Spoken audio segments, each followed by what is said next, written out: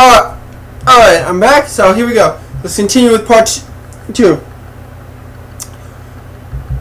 In terms of the villains, Zod, Michael Shannon did a good job at Zod. Because, in all honesty, Zod, the way this was done was, Zod, yes, was the villain, but at never time did I feel like Zod was the villain. Because Zod was doing what he expected to be justified for his race. He wanted to bring his people back. I mean, when you get that shot of him watching Krypton that it was destroyed, he was on a mission to bring his people back. While the way he was going at it was wrong, it wasn't in the sense that I'm just here to kill people because of the sake that I'm here to destroy people. No, I'm here because I want my people to thrive. If these people have to go, then so be it. My goal and my purpose, like he says, is to protect my people. And that's what he was doing. Now, if you want a villain, look at Faora. Faora, in my opinion, was the villain. Faora wants destruction. Her character didn't care. I mean, you watch over the scene. She enjoyed every minute of destroying or killing anything that she could touch or get her hands on. And I think the actress who played her knocked it out of the park. She stole the show so many times. And I love the scene where, one of my favorite scenes of scenes was where she was fighting Superman in the diner. Even though that small part only lasted about maybe 10-15 seconds. But I love that scene where Superman goes to attack her, and every time he did, she basically just knocked him down and kicked and knocked him back. Because, and overall, her character is more battle-hardened than Zod was. And even more dangerous because of the way she fights and the way of her mentality that she doesn't care. She doesn't care about anything else other than following Zod and causing destruction. That is a villain. That's what Faora is. Faora was the villain. And I loved the portrayal of her. Zod was the villain, but he was a villain grounded in the fact that he was doing what he felt he needed to do to help and protect his people. Faora was a villain in the sense, I'm going to destroy and kick the shit out of everybody because I can. I don't care. What else? I thought Lawrence Fishburne did a good job of Perry White. He wasn't in the film a lot. I thought Chris Maloney, his part with Military Advisor, I thought he did a good job there. I thought everybody actually did a well job at the parts they were given.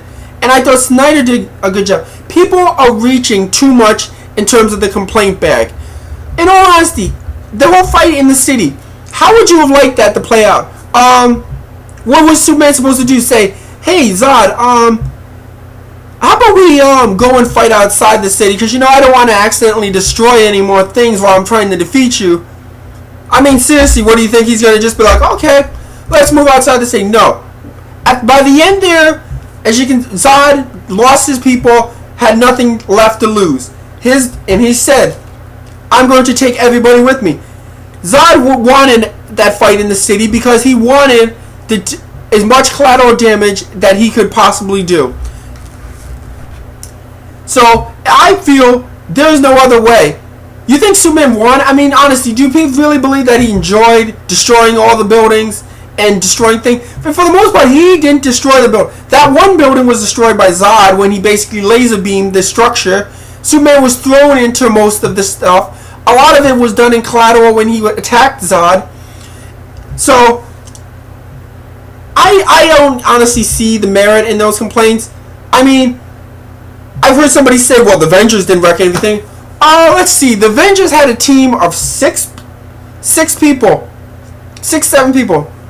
That's why it was a lot easier for them to handle that. I mean, now say Superman had the Justice League helping him when this whole thing happened, maybe the collateral damage could have been balanced down. I mean, he would have had Batman, he would have had Lantern protecting, shielding people with the ring. You would have had Flash rescuing people, moving people and moving things out of the way. You would have had Batman and telling the army to do this or that. You would have had Wonder Woman there to also help out. It's a lot easier to criticize something when there's a team. Criticize something compared to something else when you're looking at something that had a team of people fighting, opposed to a guy who was by himself who had to take on this army that, in sense, was more. In all honesty, look at it this way: Superman may have defeated Zod, but he would never have defeated all of them. He didn't defeat Fiora, and I don't think he would have been able to defeat Fiora or the rest of the Kryptonians. If all of them, if they hadn't found the way to take them through the Phantom Portal, Superman would have never won this battle at all. And then people say, "Oh, well, Superman doesn't kill." Killing Zod was really the only way they handle this. That was the only logical way this film could have ended. I mean, seriously, what? You want the Donner way? Kryptonian device. Hey, Zod, step into this machine. It'll take my powers away. Oh, I tricked you. You have no powers now. No, I don't want to see a Kryptonian machine that takes your powers away. That is silly. Not to mention, in that film, Superman technically killed Zod after he had no powers. And somebody posted on the boards. In that film, Superman takes his powers, then crushes a guy's hand who has no powers while smiling with the soup and tosses him into a canvas while the Superman music plays. So Superman essentially just killed somebody who didn't even have powers, who was just human at that point, where he could have just arrested him. So now the director's cuts might be different, but the one that played had Superman basically killing an unarmed Zod at the end of the film. So essentially, Superman didn't kill Zod. That was the only way they ended.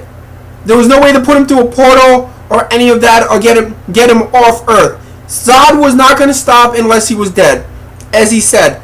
And that was in. You even saw Superman didn't want to kill him, and you see that emotion at the end with him screaming. And I like that. He didn't want. If Superman could have found any other way to handle this situation, he would have. He didn't want to kill Zod because essentially now that Zod was the last Kryptonian person from his planet that was around. So not only did he not want to kill the guy, he didn't want to kill basically one of his only people. And that was, in my opinion, that was conveyed very well. So in closing, if I had to rate this film, I originally rated it as a 7.5. After my second viewing, I actually gave that rating to an 8. That's how I rate. So in the IMDb scale, 1 to 10, I rate this as an 8. I thought this was great. Now, it wasn't perfect. It has its flaws. But I think this is a good start.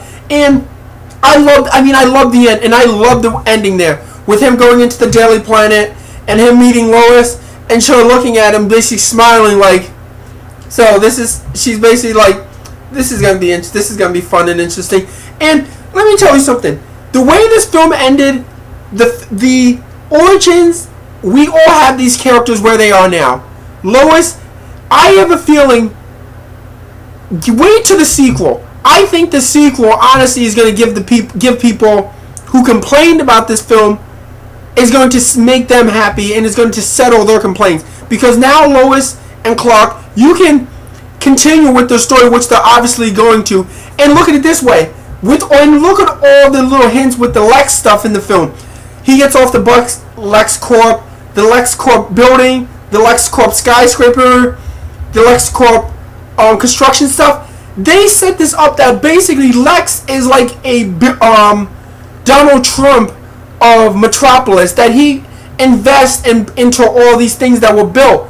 And so I think Lex is going to provide some of the things that people thought were missing from this. Lex will be a huge part of the next film. I can guarantee you that. And I feel the way they're setting it up for Lex is perfect. That this is going to be the real estate business mogul type Lex. So I think the sequel, not everything has to have jokes thrown at you all at once. This isn't Iron Man, and even in my opinion, I even think Iron Man 3 went a little too far in the jokes. At some parts of that, I felt like I was watching Tony Stark Comedy Hour instead, where Iron Man 1 and 2 I thought balanced giving jokes and having like funny moments like that a lot better than Iron Man 3 did. I think Iron Man 3 actually went on joke that in terms of being like an overload. I thought the moments in this that were funny and that were light, I laughed. The part with the truck where he gets that guy back, the part where the guy tries to push him, I laughed at that. The parts with him and Lois, Lois being a whipping smartass at times. I laughed at that. Not everything, like I said, needs to have jokes thrown at you every minute. This isn't the Avengers. This isn't Marvel. This isn't Iron Man. Not everything has to be. You don't have to have the jokes. This isn't Spider-Man. It doesn't need to be thrown at you. I thought Carvel did a great job. His portrayal of Superman, I thought, was a great job. I am really interested to see where this goes from here, since all the characters are now grounded and set up. The universe with Superman, and I did like the shot of the Wayne thing, which establishes that Batman and Bruce Wayne is in the same universe as him, which I think that stuff, if we're going to get ties in with the other DC characters, I'm pretty sure in the next Superman film. But on closing, I thought this film was I thought this was good. I thought this was a great start. I was happy to see a Superman film that is a director's own film instead of trying to be like somebody else's Superman film. And I think the critics, and I think the critics missed that and are too focused on the Donner aspect, since that's the only film that they have been known for so long. Same with other people. I think they're focusing on those aspects. Superman and comic books have changed a lot since those days. And like I said, I'm interested to see where this goes from here. I love the film. I thought it was really good. I was happy with this film. I was happy to see a Superman film in type that I'd never seen before. And I am really excited to see. I truly believe this was a learning experience for Snyder. And I think that he's going to expand a lot on the sequel and give us a lot more. And probably in a lot of the stuff that some people will complain about, I think the relationship with Lois will be a lot more. I think there might be a lot more lighthearted moments in the sequel for those people. Lex will be there, I guarantee you. And he will probably provide a lot of the comedic and things like that people were looking for in this. So, in closing, I enjoyed Superman. I'm happy to see there was a success. It opened at 113 million, 125 million US, 193 million in total worldwide. I'm happy that it did that. It looks like this is going to be a good success. It looks like we're definitely going to get a sequel as long as it doesn't drop off a lot. If you haven't seen the film, go see it for yourself. Judge it for yourself. Don't let critics or somebody else judge it for yourself. And if you go into this film, go into it and look at it as his own film, and that it's not Donner film. So yeah. In closing, I love this movie. I was happy to see a Superman film that was on its own, and I'm sorry I didn't do any reactions of a lot of movies that came out, like 300, Elysium, Hobbit. I didn't do those reactions because I actually saw the trailers for all of those when I went to see Man of Steel, and once you've seen the trailers in the theater, I can't really do a real reaction on my computer, since it would be me faking the fact that I had already seen those trailers. So yeah. So that's really about it, and I'll see you guys in the next reaction or next video. I plan on probably going to see The Heat with Melissa McCartney and Sandra Bullock. I don't really plan on seeing World War Z, so there'll probably be no video or review for that unless I end up seeing it for free with somebody else. I might see White House Down. I'm not sure about that. It looks like it could be a fun time. We'll definitely see. So with the films coming up in general, probably have some more videos and reviews coming up. So yeah. So like I said, did you enjoy Superman? I hope you did. Leave some comments below. Tell me what you think. And I'll see you in the next video.